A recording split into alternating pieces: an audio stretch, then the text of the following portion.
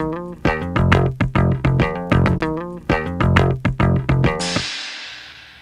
I'm going to tell you about SOPA. You know SOPA, don't you? SOPA, Stop Online Piracy Act. It's a very big deal in the United States these days. SOPA is about copyright protection. You know pirates, don't you? Pirates rob people with the threat of violence. Everyone agrees that pirates are bad, except for Johnny Depp, who's very, very cool, and Orlando Bloom, who's very handsome. Pirates do piracy, so that's what piracy is. But today I'm going to talk about a different kind of piracy, one that's not connected with romance and Caribbean and ships and gold and stuff like that.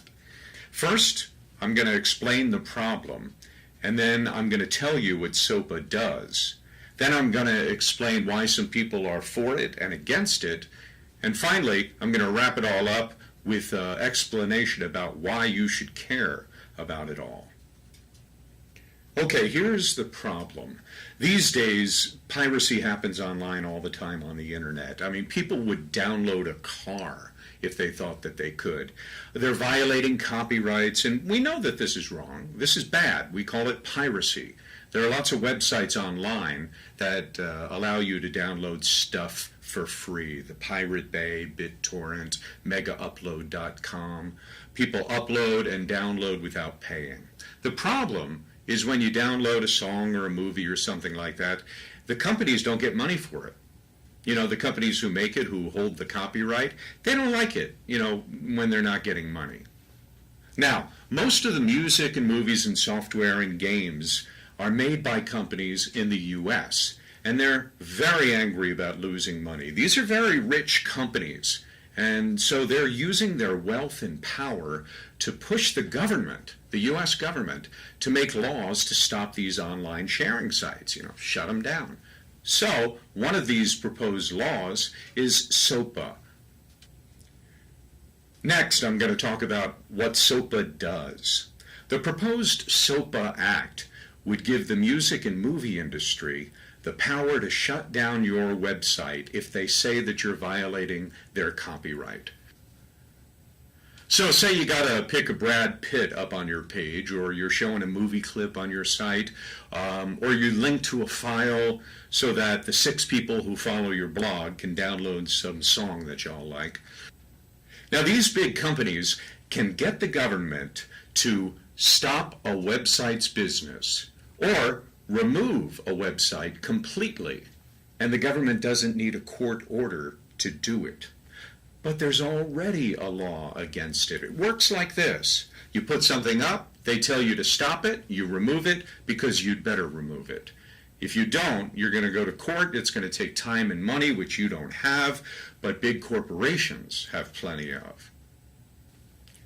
Now, the big corporations want to cut the courts out of this whole process. I mean, who's got time for due process when big companies are losing money? Let's cut to the chase and just take the websites down. Here's how they'll do it if SOPA becomes law.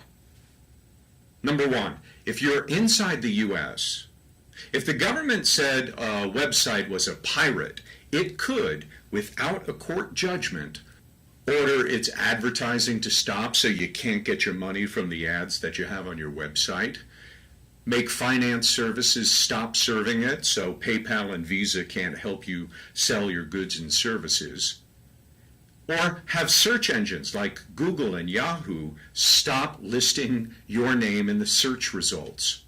And the thing is, they can do all of this without a court order. Now that's what SOPA would let the companies do within the United States. Let's talk about if you're outside the U.S. Here's how it works. The DNS servers, the computers all around the world that hold the databases and IP addresses for websites, are regulated by the United States. If copyright holders say that a website's doing something illegal, SOPA gives the government the authority to erase the IP address, making the website virtually disappear. Next, let's talk about the controversy. The big companies who support this bill, They're the movie industry, music industry, and they have a right to protect their copyright. Nobody argues with that. But a lot of people still are against SOPA. Why? Why would people be against SOPA? Are they for piracy online? No, most people aren't for the pirates. They're against the SOPA Act because if it becomes law, the U.S. government would have too much power to censor the internet. In short, SOPA might stop online piracy, but it's also a threat to internet freedom and free speech. Okay, some examples. Say you have a bunch of files that you store on iCloud. If copyright holders feel that the act of storing something that's copyrighted is illegal, iCloud could be shut down. Mediafire, Dropbox, legitimate companies used globally for storing files for later transfer could be shut down for the same reasons megaupload.com was. All right, next example. In a broad sense, Flickr, Facebook, Google Images, YouTube, they're all sharing files between users. If SOPA passes, it makes it possible for the government to shut down these services. So basically, it'll hold internet companies like YouTube, Facebook, and so on responsible for the copyrighted content that is posted illegally on their sites. It would force them to police their users so that they can't commit copyright infringement. So why is this a problem? Okay, imagine you're Facebook. Do you really want to spend your time and money making sure that every photo someone uploads doesn't violate copyright? No, you want to spend your time counting your money. Okay, last part of the presentation. Why should you care about SOPA? How does it affect you? How does it affect the world? I'm going to tell you 4 reasons why. Number 1, this is censorship. You don't want these industries to use government power to censor websites.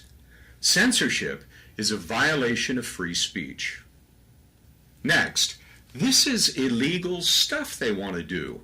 You can't shut down a website based on the accusation of copyright violation. You got to go to court and prove it. That's what courts are for. It's called due process of law. If SOPA passes, it throws due process of law right out the window. The existing copyright protection laws are already strong enough. Number 3, it's disruptive to society. If SOPA passes, Facebook and YouTube wouldn't be able to do what they do without fear of being shut down. And without Facebook and YouTube, what would we do all day? And finally, you should care because if we lose this free speech, if we allow due process to be further eroded, it creates an atmosphere in society that would make it almost impossible to start innovative businesses and services like YouTube and Facebook and Twitter and Flickr, search engines too. They help spread ideas, and that's what free speech is all about. So, fight against SOPA. If you want more facts and figures, go to my favorite website about it, Electronic Frontier Foundation at EFF.org. They're a great place to start on the web. Closing thought. If you're against SOPA, you're not for piracy. You're for keeping the internet free and against the big powers that want to control it.